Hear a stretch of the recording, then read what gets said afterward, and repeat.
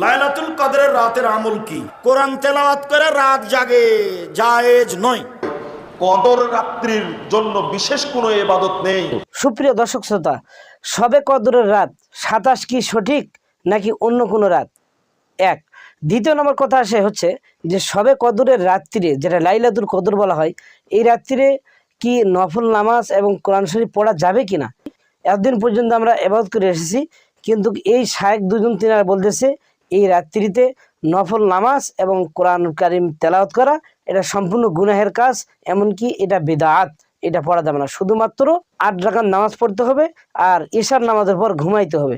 তো চলুন আমরা এই বিষয়গুলো নিয়ে 3 জন আলেমের বক্তব্য শুনে আসি। প্রথমে শায়েখ আব্দুর রাজ্জাক বিন ইউসুফ, এরপরে আমরা দ্বিতীয় নম্বর শায়েখ আহমদুল্লাহ, এরপরে আমরা সর্বশেষ মিজানুর রহমান আজহারি বক্তব্য শুনে আসব। তো সর্বপ্রথম আমরা আগে আব্দুর রাজ্জাক বিন ইউসুফের বক্তব্য শুনে আসি। লাইলাতুল কদর মানে শেষ দশক, মানে 5 দিন 5 রাত। শুধু এশার সালাত জামাতে পড়বেন, বাড়ি যাবেন, শুয়ে যাবেন, খাবেন কম, আগে থেকে প্রস্তুতি কি?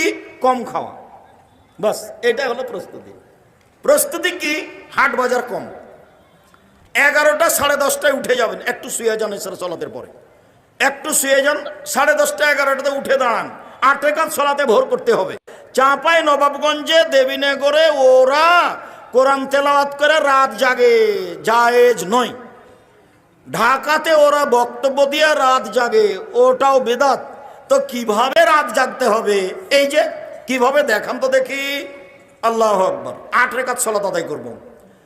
আমি তো হাফেজ নই, কি পড়বো? সূরা ফাতিহা, তারপরে কি? সূরা ইখলাস, কুল আল্লাহু আহাদ, পড়তে থাকবো আর দাঁড়িয়ে থাকতে পারি না। তখন রুকুতে যাব, কি বলবো? সুবহানাল্লাহ আজিম কতবার? লক্ষ কোটি বার, যতক্ষণ থাকা যায়। উঠে আসি, সামি আল্লাহু লিমান হামিদাহ, আবার সিজদায় যাই, কি বলবো? সুবহান রাব্বিল আলা, কতবার? যতবার চলে। উঠে আসি, দোয়া পড়ি, আবার যাই, কতবার? যতবার চলে। এ হলো 1 রাকাত, এভাবে আরেক রাকাত, এ হলো 2 রাকাত, এভাবে আর 2 রাকাত, এ হলো 4 রাকাত। এইবার আসলো তাসবিহ তাহলিল, ক্ষমা চাওয়া, কান্নাকাটি। রাসূল মুহাম্মদ সাল্লাল্লাহু আলাইহি ওয়াসাল্লাম, সাহাবা কেরাম 8 3 11 রাকাত তারাবির সালাত আদায় করেছেন। আমাদেরকেও 11 রাকাতই পড়তে হবে।